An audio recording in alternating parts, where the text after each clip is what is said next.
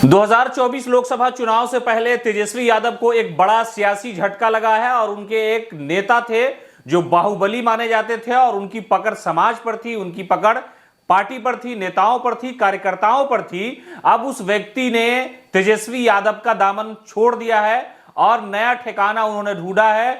All India Majlise Ittehadul Muslimeen की पतंग उड़ाने का फैसला लिया है। दरअसल 5 राज्यों में जो चुनाव हुआ उसमें असदुद्दीन ओवैसी की पार्टी की जो कारकर्दगी थी वो बड़ी अच्छी थी। 9 उम्मीदवार उन्होंने मैदान में उतारे थे तेलंगाना में, जहां से 7 सीटों पर चुनाव ओवैसी की पार्टी जीत चुकी है। उसके बाद से ही ये तस्वीर सामने आई कि ऑल इंडिया मजलिसे इत्तेहादुल मुस्लिमीन का दामन आरजेडी के उस नेता ने थामा है जो अपने इलाके में बाहुबली माने जाते थे और उनकी अपनी एक गिरफ्त थी और कहा जाता था कि आरजेडी के जो कार्यकर्ता है वो उसी वजह से उनके साथ जुड़े थे। तो ये एक बड़ा झटका माना जा सकता है तेजस्वी यादव के लिए। दरअसल हम आपको बता रहे हैं कि राजद के प्रधान महासचिव है रहीमुद्दीन उर्फ हैबर बाबा के नाम से मशहूर, उन्होंने राजद का दामन छोड़ करके AIMIM यानी ऑल इंडिया मजलिस इत्तेहादुल मुस्लिमीन का दामन थाम लिया है।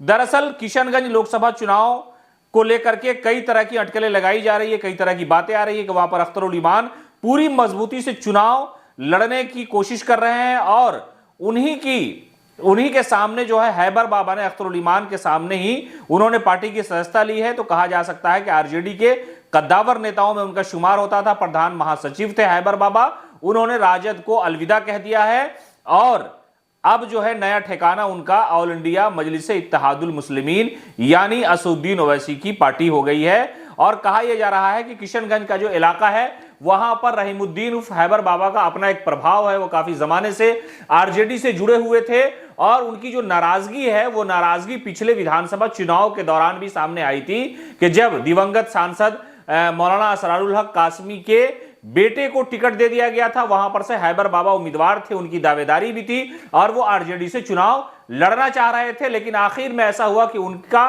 जो टिकट है वो कट गया और टिकट कटने के बाद सऊद आलम जो दिवंगत सांसद मौलाना असरारुल हक के पुत्र हैं उन्हें टिकट दिया गया।